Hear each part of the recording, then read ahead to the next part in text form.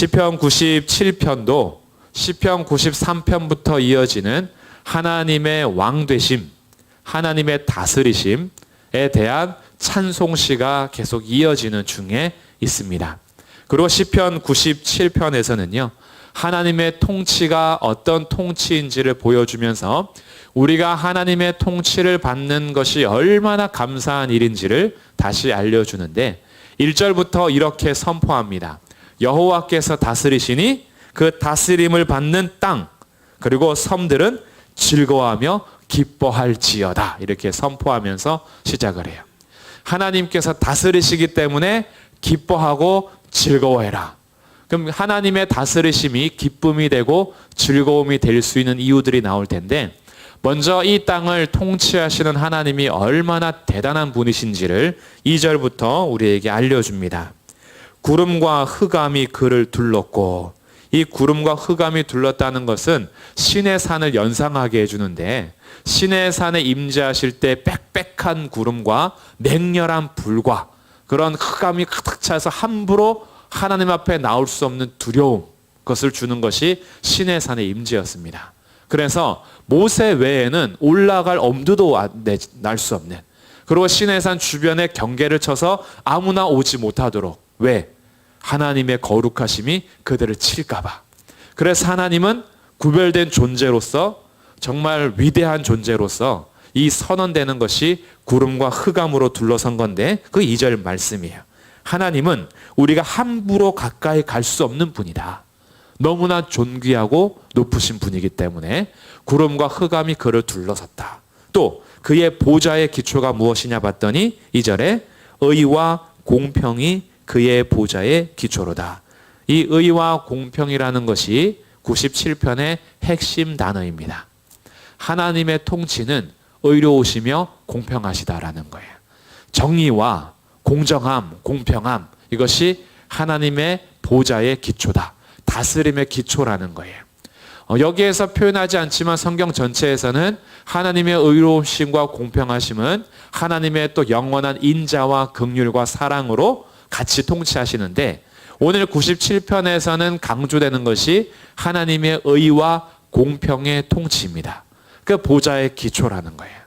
하나님의 다스리실 때에 불의함이 없다라는 거죠. 하나님의 다스리시면은 불공평도 없다라는 거예요. 우리 사람들의 가장 원하는 통치 중에 하나입니다, 사실. 사람들은요, 정의롭기를 바라요, 세상이. 그리고 이 세상이 공평하길 바랍니다.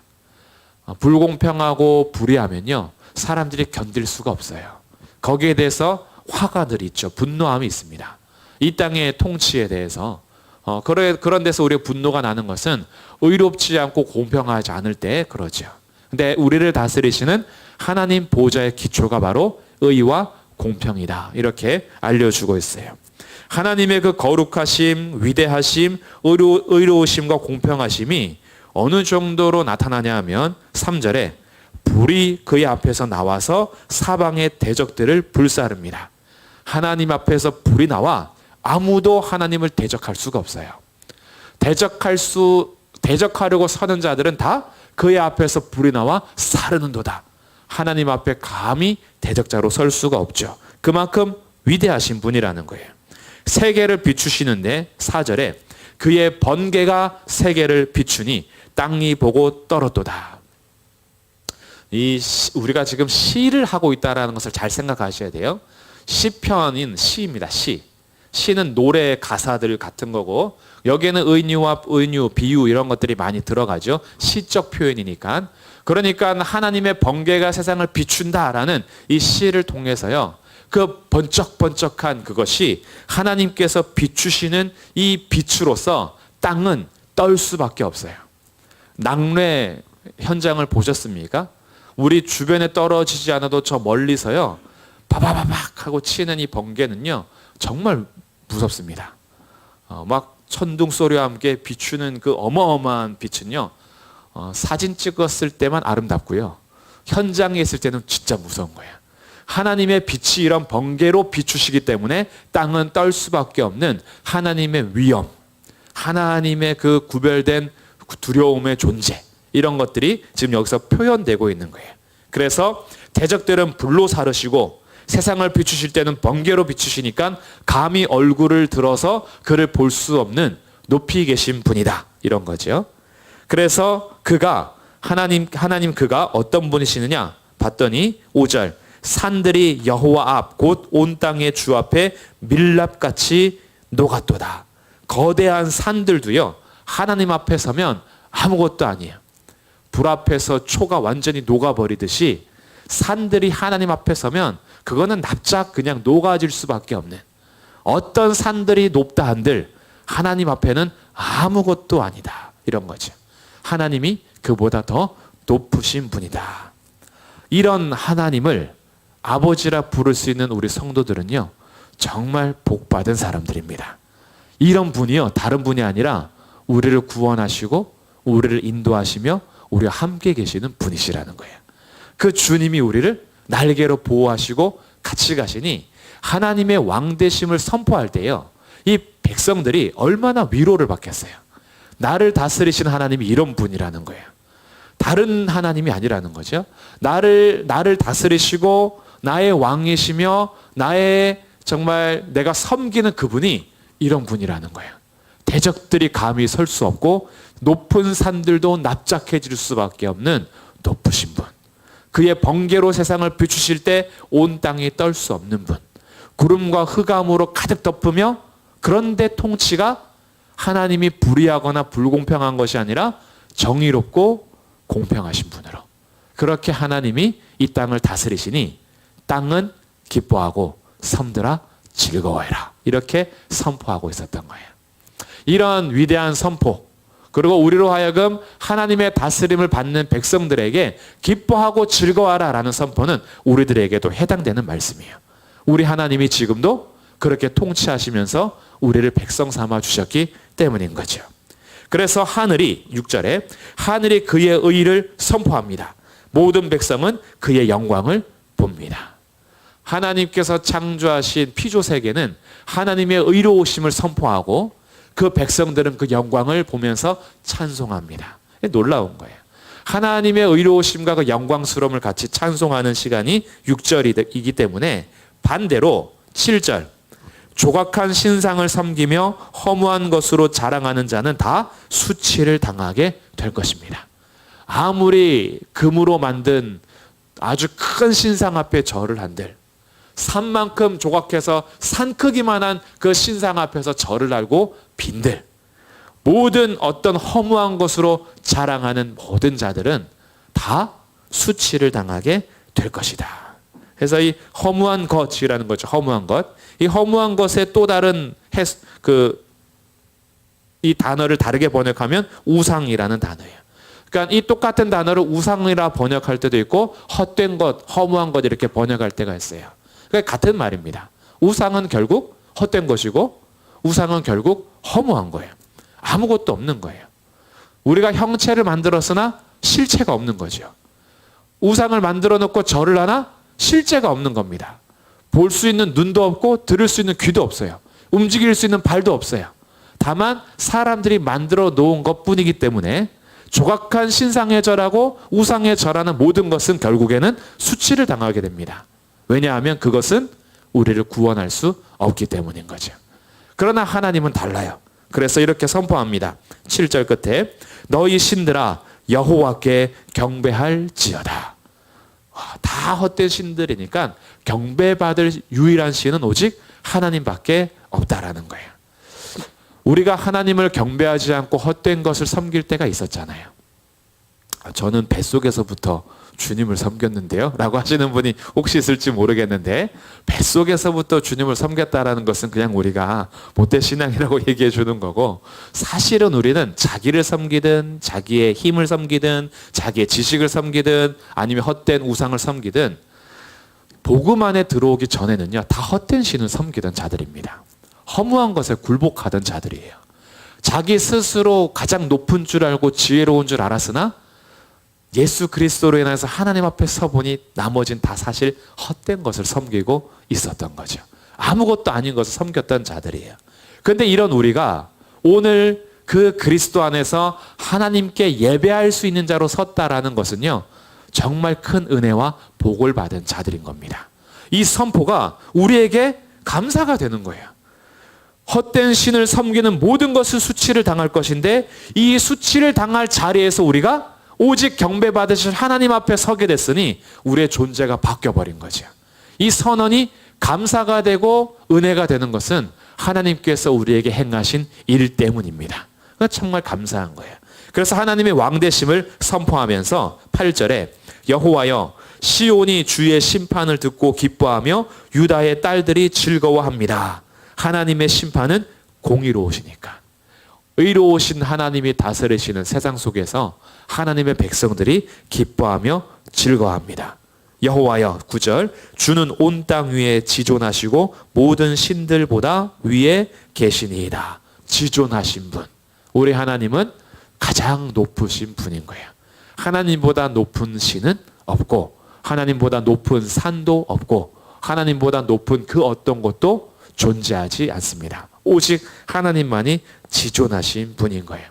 이런 지존하신 하나님 앞에 줄 서 계시는 우리 성도님들은 정말 복되고 감사한 일인 거죠. 서로에게 격려하셔야 돼요. 줄을 잘 섰습니다. 정말 줄을 잘 서신 거예요. 세상에 헛된 썩은 동아줄 잡지 않으신 겁니다. 썩은 동아줄 잡고 있다가 제대로 된 줄 잡으신 거예요.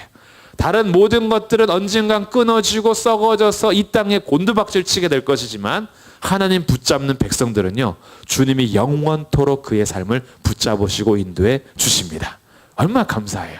이렇게 우리가 지존하신 주님을 섬기게 되었으니 지금 우리가 당하는 여러 가지 고난들, 환경들, 상황들, 이것은요 지나갈 일들이에요.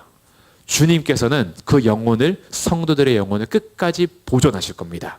그래서 하나님의 백성들에게 격려하는 것이 10절부터의 말씀이에요. 여호와를 사랑하는 너희여.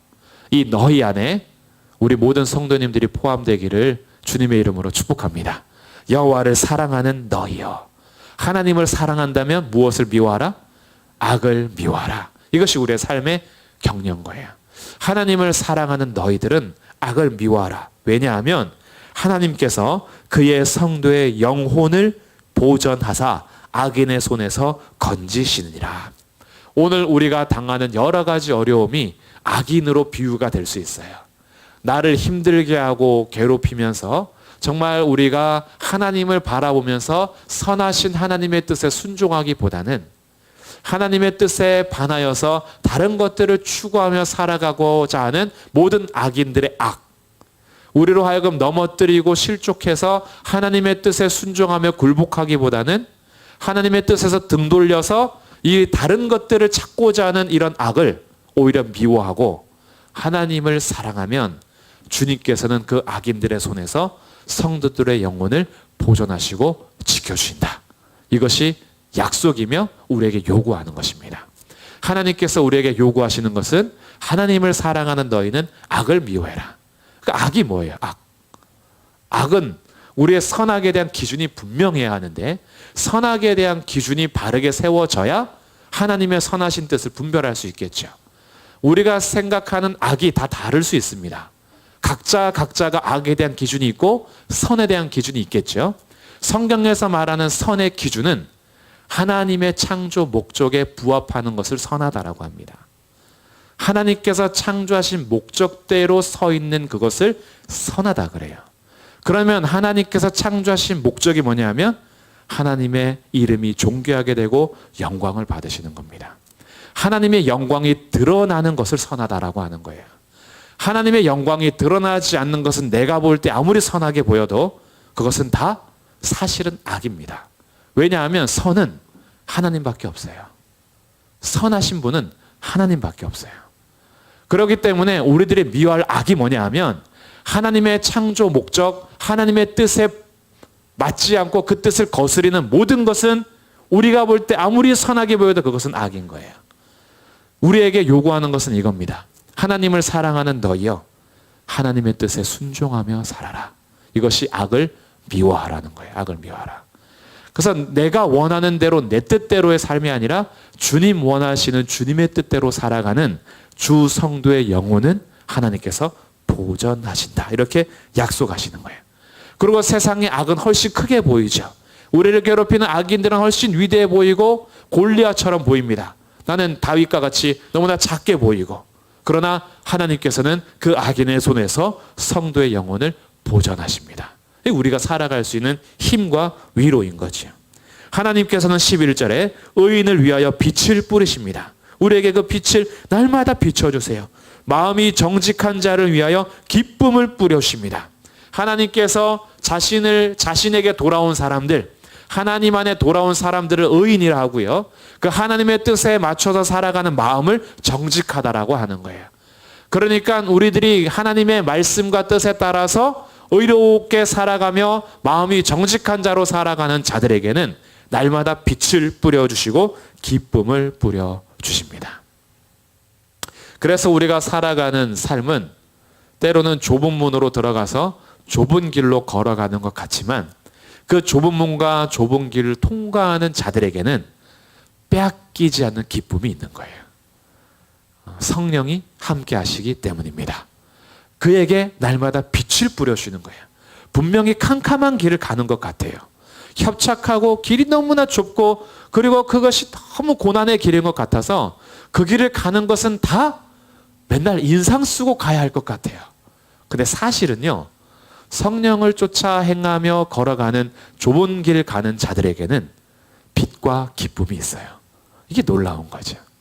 세상 사람들이 볼 때는 넓은 길 가고 사람들이 다 가는 것 따라서 가는 것이 기쁘고 즐거울 것 같은데, 아무도 가지 않는 길, 십자가의 길, 아무도 가지 않는 길, 자기를 부인하는 길, 아무도 가지 않는 일, 오직 하나님만 높이며 살아가는 그 길이 아무 즐거움도 없고 어둠밖에 없을 것처럼 좁게 보이지만, 사실은 그 길에 의인들에게 빛을 뿌려주시고 마음이 정직한 자들에게 기쁨을 뿌려주시면서 성령을 쫓아 행하는 모든 자들에게는 세상이 줄 수 없는 참된 평안과 은혜가 있고 빛이 있으며 기쁨이 있습니다. 한번 생각해 보십시오. 주의 말씀에 순종하며 걸어갈 때 선택하기 전까지는 갈등이 있으나, 주의 명령에 선택해서 걸어갈 때 주님께서 주시는 기쁨이 있지 않으셨습니까? 반대로 선택하기 전에 고민하지만 하나님의 뜻을 잠시 접어버리고 내가 하고 싶은 대로 살았을 때 기쁨이 있었던가요? 이거는 우리가 믿음의 길을 걸어가는 동안에 주님께서 알게 하시는 겁니다. 아무리 힘든 길을 선택해도요, 주의 명령에 순종하며 갈 때는 세상이 줄 수 없는 기쁨이 이 안에서 솟아납니다. 그것 때문에 갈 수 있는 거예요. 그래서 알게 되죠. 아, 이 길은 내 힘으로 가는 게 아니구나. 성령께서 주시는 힘으로 가는 거구나. 그래서 순종하는 자는 계속해서 그 기쁨을 누리고 맛을 알기 때문에 갈 수 있는 거예요. 근데 계속해서 이 길이 두렵고 십자가의 길, 주님이 명하신 길, 이것에 대해서 자꾸 거부하면서 내가 하고 싶은 대로 가는 그 길은 당장은 달콤한 사탕이 입에 물려져 있는 것 같으나 끝나면 갈증이 있고, 당장은 탄산음료를 마시는 것 같아서 갈증이 해소되는 것 같으나 더 큰 갈증이 있으며, 여기는 기쁨이 있는 것 같아도 결국은 허무한 것뿐이에요. 그래서 주님은 오늘도 이 말씀을 통해서 알려주십니다. 하나님의 다스림을 받는 백성들이야말로 참된 기쁨과 즐거움이 있다. 그래서 결론적으로 12절에 이렇게 선포합니다. 12절 말씀 함께 읽겠습니다. 시작. 의인이여 너희는 여호와로 말미암아 기뻐하며 그의 거룩한 이름에 감사할지어다. 아멘. 의인이여 선포하죠. 의인이여. 그리스도 예수 안에서, 하나님의 말씀 안에서 오늘도 주님을 믿는 믿음으로써 의인이 된 백성들에게 너희는 여호와로 말미암아 기뻐하고 그의 거룩한 이름에 감사해라. 하나님으로 기쁨 삼는 백성들, 거룩한 이름으로 감사하는 백성들, 그 백성들은요, 오늘도 하나님의 통치하심이 자랑이 되는 거예요. 하나님의 다스리심을 기다리는 거죠. 지금 나의 상황과 환경이 나를 너무나 힘들고 어렵게 할지라도 주님의 다스리심을 선포하면서 구름과 흑암이 그를 둘러덮고 의와 공평이 보좌의 기초이시며 그 어떤 신들은 다 헛되지만 지존자이신 하나님께서, 주님께서 이 땅을 다스려 주실 때에는 우리에게 빛을 비추시며 기쁨을 뿌리시고 주님께서 날마다 우리에게 허락하시는 감사가 넘치게 하실 것을 기대하면서 오늘도 여호와께서 다스리시니 땅들아 기뻐하며 허다한 섬들아 즐거워할지어다. 의인이여 너희는 여호와로 말미암아 기뻐하며 그의 거룩한 이름에 감사할지어다. 이렇게 선언하는 하나님의 왕 되심을 우리의 삶에도 선포하시면서 오늘도 하나님의 다스림 속에 주님 주시는 기쁨과 비추어 주시는 빛이 날마다 성도들의 삶에 있기를 주님의 이름으로 축복합니다. 아멘. 그래서 오늘도 함께 우리가 섬길 분은 정말 주님밖에 없어요. 그 최고의 통치자를 섬기며 기도할 수 있으니 얼마나 감사합니까? 우리가 정말 힘들고 어려워도요, 주여 부를 수 있는 그분이 계세요. 오늘도 내가 부르고 의지할 분이 헛된 것이 아니라 가장 높으신 분이라는 것이 얼마나 위로가 됩니까? 정말 내가 열심히 불렀는데 사실은 없던 거였어. 내가 열심히 무릎 꿇고 외쳤는데 아무것도 아닌 거였어. 그렇다면 그 끝에서 얼마나 수치를 당하겠습니까? 근데 오늘 우리가 주여 하고 기도할 때, 아버지 하고 기도할 때, 하나님 하고 기도할 때요, 그 하나님은 여전히 계시고 영원히 계시며 가장 높으신 분입니다. 그래서 오늘도 기도할 수 있는 것이 위로가 되고 감사가 되는 거죠. 우리 그 주님 앞에 영광을 돌리면서 같이 찬양하고, 그리고 우리 기도 자유롭게 기도하실 텐데, 다른 만방의 모든 신은 헛된 우상이지만 우리 하늘의 하나님은 모든 나라 위에 계시며 영원한 그 나라의 통치자가 되십니다. 그 주님 앞에 영광을 돌리면서 여호와로 인하여서 즐거워하고 기뻐하시고 그 거룩한 이름으로 감사하시면서 하나님 앞에 우리 모든 것을 맡기며 기도할 수 있는 시간이 되기를 바랍니다. 함께 찬양하겠습니다.